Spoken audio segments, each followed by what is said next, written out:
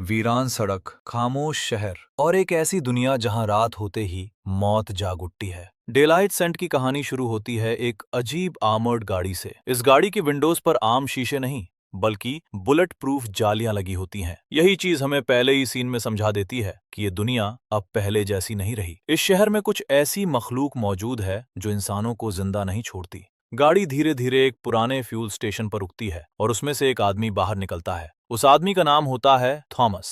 Thomas एहतियात से station के अंदर जाता है, हर कोने को चेक करता है, मगर फिर अचानक उसकी नजर एक फ्रिज पर पड़ती है। फ्रिज के अंदर से अजीब आवाजें आ रही होती हैं। थॉमस तुरंत समझ जाता है कि अंदर कुछ जिंदा है। वो आराम से एक कील उठाता है और फ्रिज को बंद कर देता है। उसके बाद फ्रिज को रस्सी से गाड़ी के साथ बांधकर बाहर धूप में खींच लाता है। फिर थॉमस अपनी पिस्टल निकालता है और फ्रिज के ताले पर फायर करता है। जैसे ही ताला टूटता है, एक खौफनाक ज़ॉम्बी चीखता हुआ बाहर निकलता है, लेकिन जैसे ही उस पर सूरज की रोशनी पड़ती है, उसका जिस्म जलना शुरू हो जाता है। सिर्फ कुछ सेकंड्स में वो राख बन जाता है। और यहीं से हमें पता चलता है कि इस दुनिया के ज़ॉम्बीज सूरज की रोशनी बर्दाश्त नहीं कर सकते। दिन के वक्त ये छिपकर सोते हैं और रात होते ही शिकार के लिए निकल पड़ते हैं। थॉमस अपनी गाड़ी में बैठकर आगे बढ़ता है। वो भूखा होता है और खाने की तलाश में एक घर के अंदर जाता है, मगर अंदर का मंजर देखकर उसके होश उड़ जाते हैं। फर्श पर लाशें पड़ी होती हैं। कुछ लोगों को ज़ॉम्बीज बेरहमी से मार चुके होते हैं। थॉमस तुरंत समझ जाता है कि ये इलाका अब भी खतरे से भरा हुआ है। वो वापस मुड़ने लगता है, लेकिन तभी अचानक एक ज़ॉम्बी उस पर हमला कर देता है। थॉमस मुश्किल से उस ज़ॉम्बी को मारता है और तुरंत घर की छत पर चढ़ जाता है, क्योंकि वो जानता था कि ज़ॉम्बीज धूप में बाहर नहीं आ सकते। थॉमस अभी सुकून की सांस ही लेता है कि तभी उसकी नजर सड़क पर बैठी एक लड़की पर पड़ती है। वो बिल्कुल अकेली, खामोश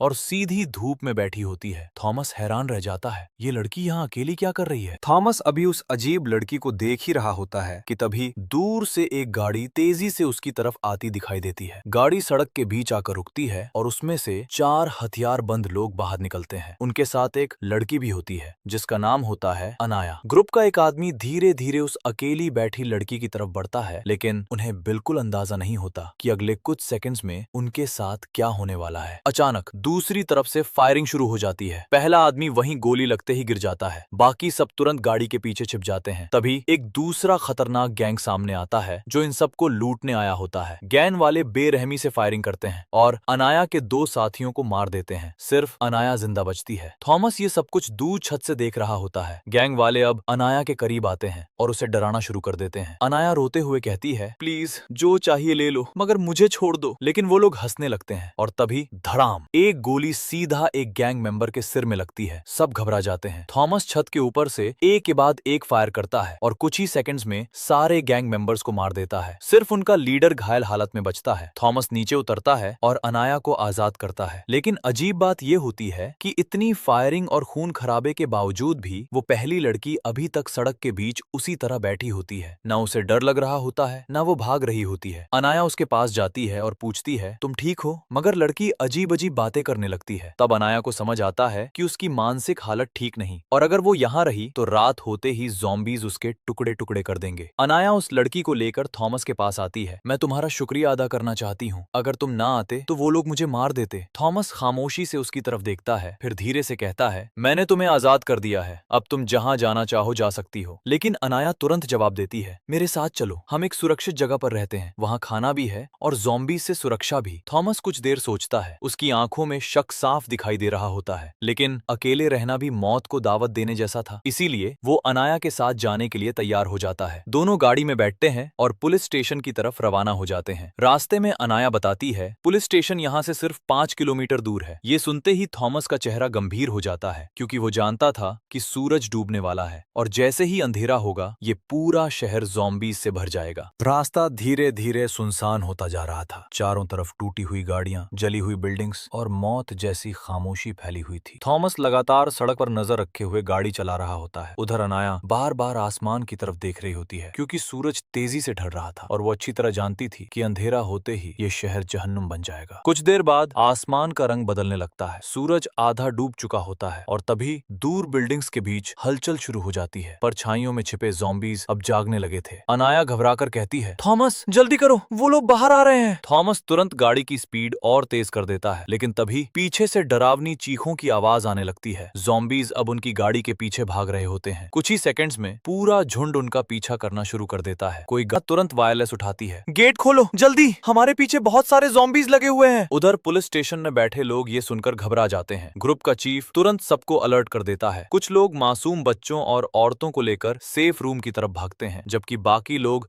हथियार लेकर बाहर पोजीशन संभाल लेते हैं। इधर थॉमस पूरी ताकत से गाड़ी दौड़ा रहा होता है। अगर गाड़ी जरा सी भी स्लो हुई तो ज़ॉम्बीज उन्हें जिंदा चीर डालते। आखिरकार उन्हें सामने पुलिस स्टेशन दिखाई देता है। गेट धीरे धीरे खुलता है और थॉमस तेजी से गाड़ी अंदर ले आता है। अनाया तुरंत अंदर भागती है, लेकिन थॉमस वहीं रुक जाता है। वो अपनी राइफल उठाता है और बाहर मौजूद ज़ॉम्बीज पर लगातार फायरिंग शुरू कर देता है। एक के बाद एक कई ज़ॉम्बीज गिरने लगते हैं, लेकिन उनकी तादाद बहुत ज्यादा होती है। थॉमस समझ जाता है कि वो ज्यादा देर तक उन्हें नहीं रोक सकता। तभी अंधेरे के बीच उसे एक अजीब चेहरा दिखाई देता है। बाकी ज़ॉम्बीज से अलग, ज्यादा ताकतवर, ज्यादा खतरनाक ज़ॉम्बीज का लीडर। वो दूर खड़ा सिर्फ थॉमस को घूर रहा होता है और थॉमस भी उसे उसी तरह देख रहा होता है जैसे दोनों एक दूसरे को पहले से जानते हों। थॉमस तुरंत अंदर आता है और भारी गेट बंद कर दिया जाता है। बाहर सैकड़ों ज़ॉम्बीज गेट पर हमला करना शुरू कर देते हैं। अंदर मौजूद लोग डरे हुए होते हैं। तभी ग्रुप का चीफ आगे आता है और गुस्से से पूछता है, ये आदमी कौन है? अनाया तुरंत जवाब देती है, अगर थॉमस ना होता तो मैं आज जिंदा ना होती। रास्ते में हम पर हमला हुआ था और इसने मेरी जान बचाई। चीफ कुछ सेकंड तक थॉमस को घूरता रहता है, फिर कहता है, अब तुम खुद बताओ तुम हो। थॉमस कुछ देर खामोश खड़ा रहता है, फिर धीरे से कहता है, मैं शहर में अकेला रहता हूँ। ज़ॉम्बीज को खत्म करना ही मेरा मकसद है, क्योंकि इन्हीं की वजह से मेरा परिवार मारा गया। थॉमस की आंखों में गुस्सा साफ दिखाई दे रहा होता है। जब तक मैं अपना बदला पूरा नहीं कर लेता, मैं किसी को नहीं छोड़ूंगा। कमरे में मौजूद सभी लोग उसकी बातें ध्यान से सुन रहे होते हैं, क्योंकि वहां मौजूद हर इंसान किसी न किसी अपने को खो चुका होता है। तभी अनाया आगे बढ़ती है और कहती है, मुझे रेगिस्तान में खड़े एक पुराने जहाज के बारे में पता है। अगर हम कल सुबह वहां पहुंच गए तो शायद हम इस शहर से हमेशा के लिए बच निकलेंगे। ये सुनकर कमरे में मौजूद लोगों के चेहरों पर उम्मीद दिखाई देने लगती है, लेकिन उन्हें बिल्कुल अंदाजा नहीं होता कि ये रात उनकी जिंदगी की सबसे खतरनाक रात बनने वाली है, क्योंकि पुलिस स्टेशन के बाहर सैकड़ों ज़ॉम्बीज जमा हो चुके होते हैं और वो धीरे धीरे पूरे स्टेशन को घेर रहे होते हैं। इसी बीच ग्रुप का चीफ थॉमस के करीब आता है। तुमने अनाया की जान बचाई, लेकिन मैं अब भी तुम पर भरोसा नहीं करता। तुम यहाँ सिर्फ एक रात रह सकते हो, सुबह होते ही तुम्हें यहाँ से जाना होगा। इसके बाद वो थॉमस से उसके हथियार ले लेता है, फिर अपने बेटे को आवाज देता है, इसे इसके कमरे तक छोड़ाओ। चीफ का बेटा थॉमस को लेकर अंदर की तरफ जाता है। रास्ते में वो हल्का सा मुस्कुराता है और कहता है, मेरे बाबा की बातों का बुरा मत मानना, वो हर नए इंसान पर शक करते हैं। फिर उसका चेहरा अचानक गंभीर हो जाता है। ज़ॉम्बीज का लीडर बहुत खतरनाक है, उसने पूरे शहर पर कब्जा किया हुआ है और अब शायद तुम्हारी वजह से उसे हमारे ठिकाने का पता चल गया है। ये कहकर वो थॉमस को एक छोटे से सेल में बंद कर देता है। थॉमस बेहद थका हुआ होता है, इसलिए वो वहीं लेट जाता है, लेकिन जैसे ही उसकी आंख लगती है उसे अपनी पत्नी दिखाई देती है। उसकी पत्नी उदास आवाज में पूछती है, क्या तुमने मेरा बदला लिया? थॉमस अचानक घबरा कर उठ जाता है और तभी वो देखता है कि अनाया उसके सामने बैठी हुई है। कुछ देर दोनों खामोशी से एक दूसरे को देखते रहते हैं। फिर अनाया धीरे से पूछती है, तुम्हारे हाथ पर जो नाम लिखा है वो किसका है? थॉमस अपने हाथ की तरफ देखता है और भारी आवाज में कहता है, ये मेरी पत्नी का नाम है। उसे ज़ॉम्बीज ने बहुत बेरहमी से मारा था और जब तक मैं उसका बदला नहीं ले लेता मुझे सुकून नहीं मिलेगा। अनाया कुछ पल खामोश रहती है, फिर कहती है, ज़ॉम्बीज का लीडर बहुत ताकतवर है, उसे मारना आसान नहीं होगा। लेकिन थॉमस बिना डरे जवाब देता है, जिस दरिंदे ने मेरी पत्नी को मारा मैं उसे जिंदा नहीं छोड़ूंगा। रात धीरे धीरे और खामोश होती जा रही थी। पुलिस स्टेशन के बाहर अजीब आवाजें गूंज रही थीं। कभी किसी ज़ॉम्बी की डरावनी चीख सुनाई देती तो कभी लोहे के गेट पर किसी चीज के टकराने की आवाज। अंदर मौजूद लोग डर की वजह से सो नहीं पा रहे थे, लेकिन तभी अनाया धीरे से उठती है और थॉमस से कहती है, अगर तुम चाहो तो कल हमारे साथ चल सकते हो। हम उस जहाज तक पहुंच गए तो शायद नई जिंदगी शुरू कर पाएंगे। थॉमस कुछ जवाब नहीं देता, क्योंकि उसके लिए ये लड़ाई सिर्फ जिंदा रहने की नहीं थी बल्कि बदले की थी। अनाया वहां से चली जाती है और धीरे धीरे पूरा स्टेशन खामोश हो जाता है। सभी लोग सो चुके होते हैं, सिर्फ कुछ सिक्योरिटी गार्ड्स बाहर निगरानी कर रहे होते हैं। चीफ का बेटा कैमरों के सामने बैठा पूरे स्टेशन पर नजर रख रहा होता है। तभी अचानक सारे कैमरे बंद हो जाते हैं, पूरा स्क्रीन ब्लैक हो जाता है। वो घबरा कर उठता है, ये क्या हुआ? उधर बाहर खड़ा सिक्योरिटी गार्ड भी कुछ अजीब आवाजें सुनता है, जैसे कोई अंधेरे में धीरे धीरे उसकी तरफ बढ़ रहा हो। वो डरते डरते आगे जाता है, लेकिन तभी अचानक एक ज़ॉम्बी पीछे से उस पर हमला कर देता है। गार्ड चीख भी नहीं पाता और वहीं मारा जाता है। इसके बाद वो ज़ॉम्बी तेजी से अंदर की तरफ भागता है, सीधा थॉमस के सेल की तरफ। लेकिन अच्छी अच्छी बात ये होती है कि थॉमस अभी भी सेल के अंदर बंद होता है। ज़ॉम्बी सलाखों के पीछे खड़ा सिर्फ उसे घूर रहा होता है, जैसे वो उसे पहचानता हो। फिर अचानक वो दूसरी तरफ भाग जाता है। थॉमस तुरंत जेब से चाबी निकालता है और अपना सेल खोल देता है। उधर पुलिस स्टेशन में अफरा तफरी मच चुकी होती है। लोग अपनी जान बचाने के लिए भाग रहे होते हैं। औरतें और बच्चे डर की वजह से रो रहे होते हैं। सिक्योरिटी वाले जल्दी जल्दी सबको सेफ रूम में बंद करने लगते हैं, लेकिन तभी वो ज़ॉम्बी एक और गार्ड पर हमला कर देता है। थॉमस तुरंत वहां पहुंचता है और ज़ॉम्बी पर हमला कर देता है। थॉमस आखिरकार उस ज़ॉम्बी को मार देता है। सेफ रूम में बंद बच्चे और औरतें राहत की सांस लेते हैं। सब लोग थॉमस का शुक्रिया अदा करने लगते हैं, लेकिन तभी सबकी नजर एक घायल गार्ड पर पड़ती है, जिसे ज़ॉम्बी काट चुका होता है। उसके हाथ से खून बह रहा होता है और उसकी हालत धीरे धीरे बदलने लगती है। सब लोग डरकर उससे दूर हट जाते हैं। इसे मार दो, कुछ देर में ये भी ज़ॉम्बी बन जाएगा। कमरे में खामोशी छा जाती है। घायल गार्ड डर से कांप रहा होता है और तभी ग्रुप का चीफ धीरे से अपनी पिस्टल निकालता है। गार्ड उसकी तरफ उम्मीद भरी नजरों से देखता है, लेकिन अगले ही पल धड़ाम एक गोली चलती है और वो गार्ड हमेशा के लिए मर जाता है। पूरा कमरा खामोश हो जाता है, क्योंकि अब सबको समझ आ चुका था कि इस दुनिया में जिंदा रहने के लिए कभी कभी इंसानियत भी मारनी पड़ती है। सुबह होते ही सूरज की रोशनी पूरे शहर में फैलने लगती है और पहली बार पुलिस स्टेशन के अंदर मौजूद लोगों के चेहरों पर थोड़ी राहत दिखाई देती है, क्योंकि दिन का मतलब था कुछ घंटों की सुरक्षा। ज़ॉम्बीज अब फिर से अंधेरी जगहों में छिप चुके होते हैं। स्टेशन के अंदर सभी लोग जल्दी जल्दी तैयारी में लग जाते हैं। कोई हथियार चेक कर रहा होता है तो कोई खाने और पानी का इंतजाम, क्योंकि सब जानते थे कि उन्हें शाम होने से पहले इस शहर से निकलना होगा। तभी ग्रुप का चीफ सबको इकट्ठा करके कहता है, जो भी करना है जल्दी करना होगा। अगर रात होने से पहले हम यहाँ से नहीं निकले तो हम सब मारे जाएंगे। तभी थॉमस आगे आता है। उसकी आंखों में वही गुस्सा दिखाई दे रहा होता है। मेरे पास एक प्लान है। सभी लोग उसकी तरफ देखने लगते हैं। थॉमस आगे कहता है, अगर हमने ज़ॉम्बीज के लीडर को मार दिया तो बाकी ज़ॉम्बीज बिखर जाएंगे। अभी दिन का सारे ज़ॉम्बीज सो रहे होंगे। हम होटल के बेसमेंट में बम लगाकर उन सबको एक साथ उड़ा सकते हैं। कमरे में सन्नाटा छा जाता है। कुछ लोगों को ये प्लान पागलपन लगता है। तभी चीफ गुस्से में कहता है, ये खुदकुशी है। लेकिन थॉमस बिना डरे जवाब देता है, अगर कोई मेरे साथ नहीं आना चाहता तो मैं अकेला जाऊंगा। थॉमस की ये बात सुनकर सब हैरान रह जाते हैं। चीफ का बेटा कुछ सेकंड तक सोचता है, फिर धीरे से कहता है, नहीं, तुम अकेले नहीं जाओगे, मैं भी तुम्हारे साथ चलूंगा। इसके बाद थॉमस 3 अलग अलग ग्रुप बनाता है। पहला ग्रुप औरतों और बच्चों की सुरक्षा के लिए स्टेशन में रुकता है। दूसरा ग्रुप एक बड़ी गाड़ी ढूंढने निकलता है ताकि सभी लोग शहर से बाहर जा सकें, जबकि तीसरा ग्रुप थॉमस के साथ ज़ॉम्बीज के ठिकाने की तरफ रवाना होता है। कुछ देर बाद थॉमस और उसकी टीम एक पुराने होटल के सामने पहुंचते हैं। होटल पूरी तरह अंधेरे में डूबा हुआ होता है। अंदर कदम रखते ही सबके चेहरों पर डर साफ दिखाई देने लगता है। तभी उन्हें सामने एक ज़ॉम्बी दिखाई देता है जो किसी इंसान की लाश खा रहा होता है। थॉमस बिना वक्त गवाए उस पर फायर करता है और वो ज़ॉम्बी वहीं ढेर हो जाता है, लेकिन असली खतरा अभी बाकी था। टीम धीरे धीरे होटल के बेसमेंट की तरफ बढ़ती है। जैसे ही वो सीढ़ियों से नीचे देखते हैं, उनकी सांसें रुक जाती हैं। पूरा बेसमेंट सैकड़ों सोए हुए ज़ॉम्बीज से भरा होता है। हर तरफ सिर्फ ज़ॉम्बीज ही दिखाई दे रहे होते हैं। टीम का एक आदमी धीरे से फुसफुसाता है, अगर इनमें से एक भी जाग गया तो हम सब मारे जाएंगे। पूरा बेसमेंट मौत की तरह खामोश था। हर तरफ सोए हुए ज़ॉम्बीज पड़े थे। थॉमस धीरे से अपनी टीम की तरफ देखता है और फुसफुसाकर कहता है, अगर यहाँ 2 बम फट गए तो सारे ज़ॉम्बीज एक साथ खत्म हो जाएंगे। लेकिन समस्या ये थी कि उन बमों को बेसमेंट के बिल्कुल बीच में लगाना था और वहां तक पहुंचना मौत के बीच से गुजरने जैसा था। कुछ सेकंड तक सब लोग खामोश खड़े रहते हैं। तभी टीम का एक सिक्योरिटी गार्ड आगे आता है। उसकी आंखों में डर तो था, लेकिन हिम्मत भी थी। वो धीरे से कहता है, बम मुझे दे दो, मैं जाकर फिट कर देता हूँ। सब लोग हैरानी से उसकी तरफ देखने लगते हैं, क्योंकि वो जानता था कि शायद वो वापस ना लौट पाए। गार्ड बम उठाता है और बहुत धीरे धीरे आगे बढ़ने लगता है। उसका हर कदम बेहद सावधानी से पड़ रहा होता है। आसपास सोए ज़ॉम्बीज हल्का हल्का हिल रहे होते हैं, जैसे वो किसी भी पल जाग सकते हों। गार्ड अब बेसमेंट के बीच तक पहुंच चुका होता है। तभी उसकी नजर बगल में पड़े एक ज़ॉम्बी पर जाती है। ज़ॉम्बी हल्का सा हिलता है और गार्ड वहीं रुक जाता है। उसकी सांसें तेज हो जाती हैं। पूरा कमरा कुछ सेकंड के लिए बिल्कुल शांत हो जाता है। फिर ज़ॉम्बी दोबारा शांत हो जाता है। गार्ड राहत की सांस लेता है और धीरे से आगे बढ़ जाता है। आखिरकार वो बम फिट करना शुरू कर देता है, लेकिन तभी अचानक अंधेरे में से कोई चीज बिजली की तरह उस पर टूट पड़ती है। वो ज़ॉम्बीज का लीडर होता है। लीडर एक ही वार में गार्ड को मार देता है। गार्ड दर्द से चीख उठता है और उसी चीख के साथ पूरा बेसमेंट गूंज उठता है। सारे ज़ॉम्बीज एक साथ जाग जाते हैं। उनकी डरावनी चीखें पूरे होटल में फैल जाती हैं। भागो! थॉमस जोर से चिल्लाता है। टीम तुरंत ऊपर की तरफ भागना शुरू कर देती है, लेकिन अब बहुत देर हो चुकी थी। सैकड़ों ज़ॉम्बीज उनके पीछे दौड़ रहे होते हैं। थॉमस पीछे मुड़कर फायरिंग करता है और कुछ ज़ॉम्बीज को मार गिराता है। इसी दौरान वो बम नीचे फेंक देता है। धड़ाम! एक जोरदार धमाका पूरे होटल को हिला देता देता है। कई ज़ॉम्बीज उसी वक्त मारे जाते हैं, लेकिन ज़ॉम्बीज का लीडर बच निकलता है और अब वो पहले से भी ज्यादा गुस्से में था। थॉमस और चीफ का बेटा भागते भागते होटल की छत पर पहुंच जाते हैं। वहां सूरज की रोशनी पड़ रही होती है, इसलिए कुछ देर के लिए वो सुरक्षित हो जाते हैं, लेकिन नीचे पूरा होटल ज़ॉम्बीज से भर चुका होता है। उधर टीम का एक दूसरा आदमी होटल के एक कमरे में फंसा होता है। वो लगातार फायरिंग करके कई ज़ॉम्बीज को मार देता है, लेकिन आखिरकार ज़ॉम्बीज उसे चारों तरफ से घेर लेते हैं। वो समझ जाता है कि अब बचना नामुमकिन है। तभी वो अपनी जेब से ग्रेनेड निकालता है। उसकी आंखों में डर नहीं बल्कि आखिरी हिम्मत दिखाई दे रही होती है और अगले ही पल धड़ाम वो खुद को और आसपास के ज़ॉम्बीज को एक साथ उड़ा देता है। होटल की छत पर खड़े थॉमस और चीफ का बेटा नीचे का खौफनाक मंजर देख रहे होते हैं। पूरा होटल अब ज़ॉम्बीज से भर चुका होता है। नीचे जाने का सिर्फ एक ही रास्ता बचा था, सीढ़ियां, लेकिन वहां भी दर्जनों ज़ॉम्बीज घूम रहे होते हैं। चीफ का बेटा घबरा कर कहता है, अब हम यहाँ से निकलेंगे कैसे? तभी चीफ का बेटा वायरलेस उठाता है और अपने बाकी साथियों से संपर्क करने की कोशिश करता है। कुछ सेकंड बाद दूसरी तरफ से कमजोर आवाज सुनाई देती है, मैं बेसमेंट के पास वाले कमरे में फंसा हुआ हूँ और मुझे ज़ॉम्बी ने काट लिया है। ये सुनते ही दोनों कुछ पल के लिए खामोश हो जाते हैं। फिर वो आदमी आगे कहता है, रस्सी मेरे पास है। थॉमस तुरंत एक प्लान बनाता है, तुम आगे जाओगे,